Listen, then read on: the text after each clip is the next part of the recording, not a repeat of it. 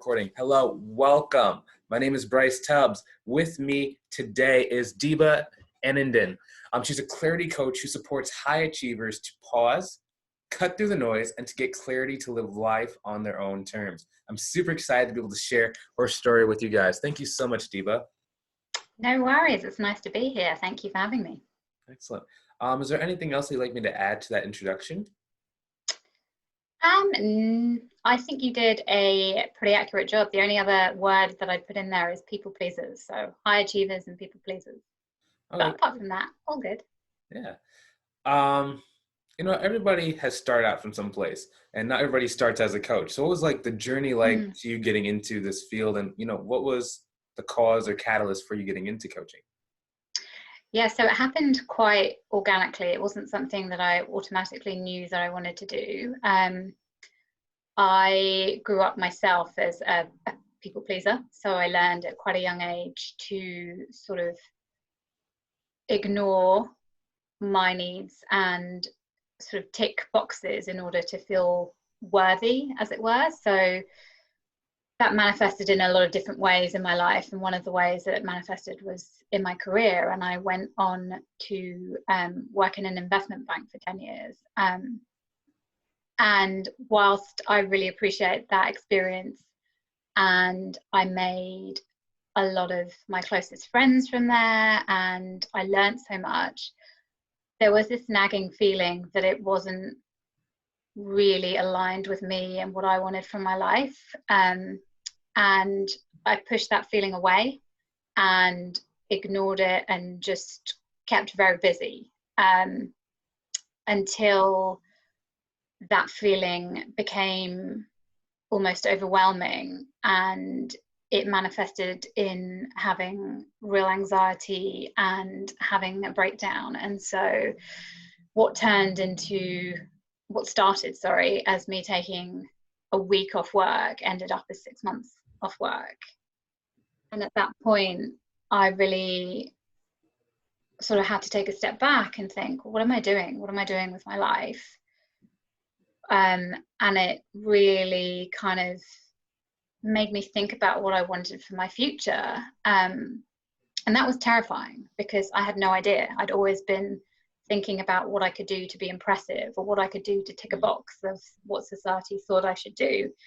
And so I remember on honeymoon, actually, my husband said to me, enough is enough. Like, do what you want, do what you really feel like you would enjoy doing. And I said to him, I have no idea what that is. Like, I literally have no idea. So I ended up writing a list of all of the things I could potentially want to do. And they were honestly so diverse. Like, it ranged from like being a forensic scientist to being a vet to being like a school teacher. Like, it was just all these things that I just thought, oh, I don't know, let's just see. And by the process of elimination, I actually ended up being drawn to becoming a nutritional therapist. And so I retrained as a nutritional therapist for 3 years, and then started working as a nutritional therapist. And I realized pretty early on that it was something that didn't feel quite right, but I didn't allow myself to feel those feelings because, again, I thought I should stick with it because, I'd retrained, I'd dumped one career and I'd come to another. I couldn't possibly think that I could do that again. Like, I had to be happy with this. And so I kept doing it, but I had a coach myself, a business coach, and she helped me to realize that actually I had chosen to become a nutritional therapist because it's another thing that I thought I should do. Because for whatever reason in my head, I had these really strong ideas of that I should look a certain way and I should eat a certain way. And I thought that by doing this nutritional therapy degree, it was going to give me all the answers to my prayers, and I suddenly was going to become acceptable to who, I'm not sure, but just acceptable. And so that was one sort of angle on it. And the other angle was that I was going and I was rolling out these corporate nutritional programs, and I was seeing over and over again that people knew what to eat at a basic level to be healthy. They just weren't doing it because there were other things underneath it. For example, I had a lady who would come to me and she would repeatedly say, look, I haven't done it, I'm really sorry. And when you dug under the surface, it wasn't because she didn't know what to do. It was because there was so much other stuff going on in her life. And I realized for me, that was where the magic was. I didn't want to just be almost putting a plaster on what was going on. I wanted to go to the root. And so that's how I got into coaching. Interesting. So, oh, that's interesting. So do you think that people should apply new habits that are positive, or should they try and dig out the bad ones? You mean when it comes to food? No, but just the food and everything is connected, right? So when it comes to they have an underlying problem, do you advise that they try and create new like mental structures and different things to move forward, or do we go backwards and dig it out first?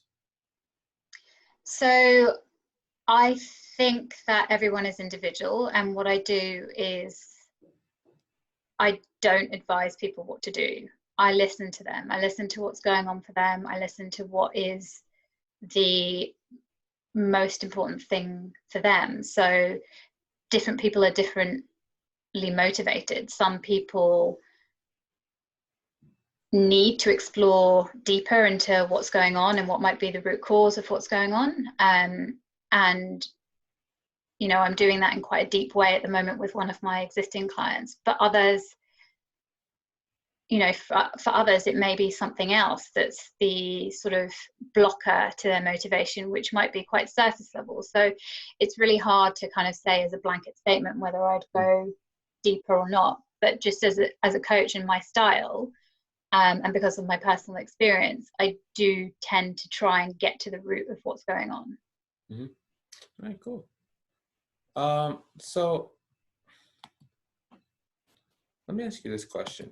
So what is the main problem that people usually come to you for within people pleasing and within, you know, being a high achiever? Because I know that can be a lot of different things that looks like, but what is the main that you see?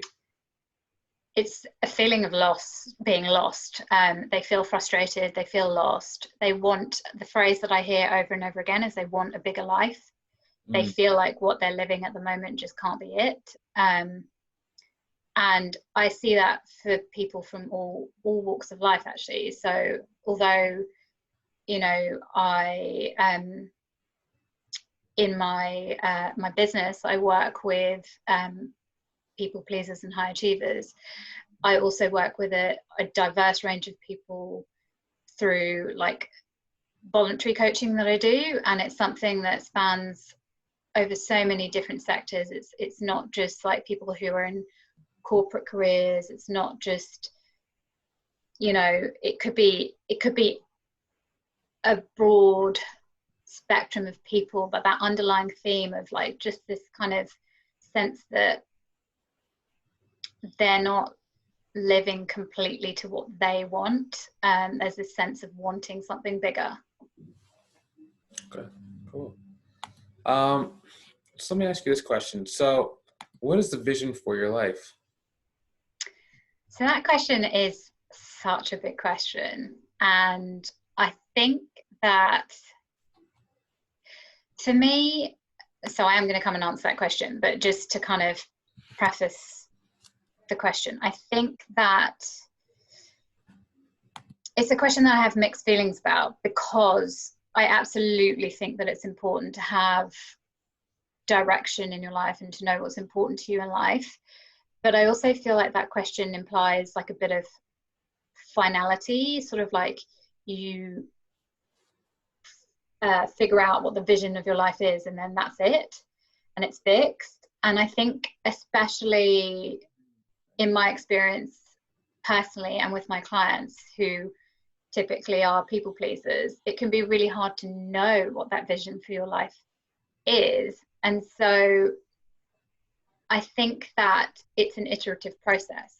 So when I talk about clarity, I always talk about cutting out the noise, being curious, and taking action. And from doing those things, you get a level of clarity. And based on that, you refine your vision, and the process repeats and repeats and repeats. So if I were to answer that question right now, for where I'm at, my vision for life is to encourage people to live their own lives, to stop being on autopilot and really consider their own needs. And the underlying driver for that is to promote proactive mental health. As someone who struggled with my mental health for years, that is like my main fire under my belly, why I do what I do. So that's my business purpose or vision. From a personal perspective, I guess it's to apply that exactly to myself. So to keep learning about myself and to keep trusting myself to live authentically and on my own terms, like to own my place in the world, if that makes sense. Mm-hmm.